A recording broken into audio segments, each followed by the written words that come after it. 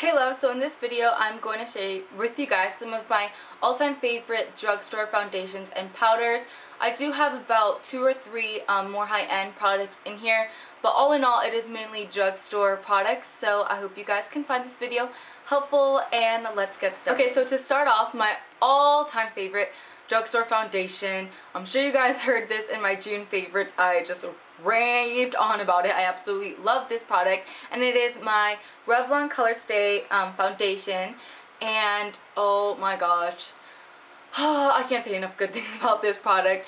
I did ramble on and on about this in my June favorites, so if you guys really want to hear everything about it, including my whole scenario with the pool thing and how it stayed on the entire time, then you should go check out that video. Basically, this foundation gives you a perfect coverage, full coverage, great finish, does the job, and it is under $10. It is $9.99, 98 cents at Walmart, and it's just a perfect foundation. Super long wearing, super long lasting. It is also, it's full coverage, but I do really love this for summer because lately I have just been pumping my moisturizer on the back of my hand and just putting like a little bit of this, and a little bit of this goes a long way. And I just mix it in with my moisturizer and rub it all over my face, and it gives you an even more flawless finish like that for summer if you don't want to make it, feel like you're wearing too much makeup. So this foundation is just perfect, and I feel like everyone should try it out. Okay, my next foundation, it's very similar to the Revlon Colorstay, and it is the CoverGirl Outlast Stay Fabulous foundation. It's supposed to have like a primer and concealer built into it. It says it has a lasting power of primer, coverage of a concealer, and blendability of a foundation in one, and it is shine free. This again is a full coverage foundation, and the thing I really love about this is the fact that it has a pump. That is probably the one thing that makes it a little more of a oomph above the Revlon Colorstay foundation. It is full coverage, has a great color selection. Same with this one. These both have great color selections, and it's just a great foundation to try out. I feel like I said, if you try this foundation out, you really won't. There's nothing really to absolutely hate about it. Like, it's great. Great coverage. It still looks like it's your skin though. It doesn't look like too like matte or gross. It's just a really great foundation, great drugstore product, and I really do enjoy it. My next foundation that is a little more different from the other two that I'm talking about would be my L'Oreal True Match Lumi foundation. And the reason why this is a little different is because, as it says, it's a Lumi foundation, so it's a little more, gives you a little more of a dewy finish. This foundation is just great. I got this during the winter, so I have not been able to use it too much for summer, but I found this great for winter because as your skin gets drier and stuff like that, this was able to give me that like sort of healthy, glowy, summery look without looking too muddy or too like just gross. Because that's one thing I hate about dewy foundations. I steered clear of them after my Maybelline Fit Me foundation. That was a dewy foundation that just went absolutely wrong. My skin was way too oily for it. It just made it look way too muddy and just gross. It just not right. But this foundation has like that perfect dewy finish where it's not like too dewy, but it just makes your skin look very healthy, and it makes it look like it's your normal skin. It's just like a second layer of your natural skin. It feels like you're not wearing any foundation. To me, when I wear this, it feels like it's my normal skin, and it's just a great foundation. It has SPF 20 in it.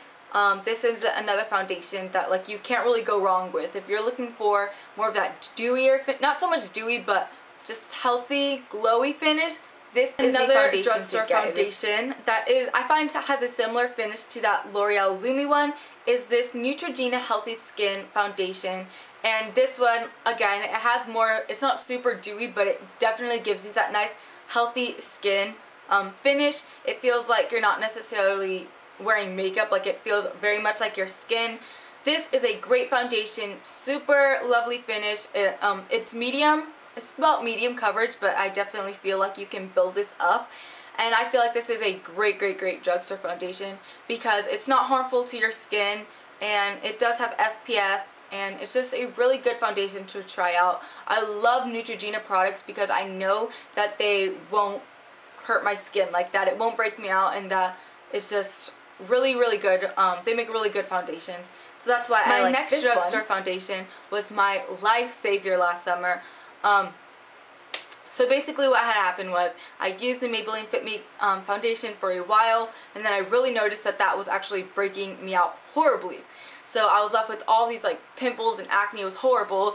So I was like searching for a foundation that would sort of benefit my skin and that wouldn't harm it or break me out or clog my pores at all, because my skin had gone through so much. So I did my research, because I always research foundations before I pick them up, because I don't like picking up foundations that I haven't researched and looked at their reviews, because I don't like wasting my money. And when I found this one, it really did save my life. It is the Neutrogena Skin Clearing Oil-Free Makeup. It has blemish treatment with salicylic acid in it. And I don't know if this necessarily like healed the pimples that I already had, but it definitely prevented future ones from coming. But that's the difference between these two. This one's a more thicker foundation with a little more coverage, and this is more of a liquidy, more runny foundation. But this one was great. It didn't harm my skin, and it was a nice healthy break from all the trauma I had put my skin through from before. And I really do enjoy this foundation. It has a nice finish. I think it's a little more matte, but it's not too matte. Like it's kind of has a similar finish to the Revlon Colorstay, and I just really enjoyed this foundation. I believe this one was like $11, and this is a really good drugstore foundation, especially if you're looking for a foundation that can kind of like soothe your skin out and not harm it. And that's one thing I love about Neutrogena products, is that I know another foundation that I recently purchased that I have absolutely been loving lately is my Revlon Colorstay Whipped Cream Foundation. This foundation is absolutely wonderful. I love the Revlon Colorstay, and I saw this one and I was like, I have to try it out. Like, if the Revlon Colorstay one is good, the whipped version has to be just as good. And I tried it out, and I did really fall in love with it. It's a nice full coverage, and let me tell you, this foundation makes your skin look like it's like airbrushed. Like, it's perfect. The one thing that I think I would only use this though for special occasions like nights out and stuff like that, only because when I put on foundations I like hurrying up and like blending it out really quickly, and that's why I like more liquid foundations, because they're super easy to put on and blend out. And this one, since it is a cream, I feel like you have to take a little more time, like making sure nothing looks blotchy, but it is still a great foundation. I'd recommend trying this out. Perfect, perfect, perfect. I can't say anything bad about this foundation. It is great, super long lasting, and I really do enjoy this foundation. Now my next foundation, this is my only high-end foundation. I have tried out, I think, a Lorael one like a while ago, but I do not have that anymore. So my most recent, I guess, favorite high-end foundation is this MAC Studio Fix Fluid Foundation. This is a good foundation, especially for being a high-end one. This is probably the only high-end foundation I will pick up, or like if it's by MAC, only because I can't see myself spending $60, $40 on a foundation. I can't. I'd rather spend my money on eyeshadows and stuff like that. So this is about as high-end as I will go, and this is a really good foundation. It's very similar to the Revlon Colorstay. However, the difference is that it's a lot easier to blend, and the finish is, I like this finish a little more only because it's not super matte. It's like, it has a little bit of like, I can't even say a dewiness. It just has more, maybe more of a satin finish. I don't know. It has a really nice finish where it looks like your skin, but it's definitely not dewy, but it's not super matte either.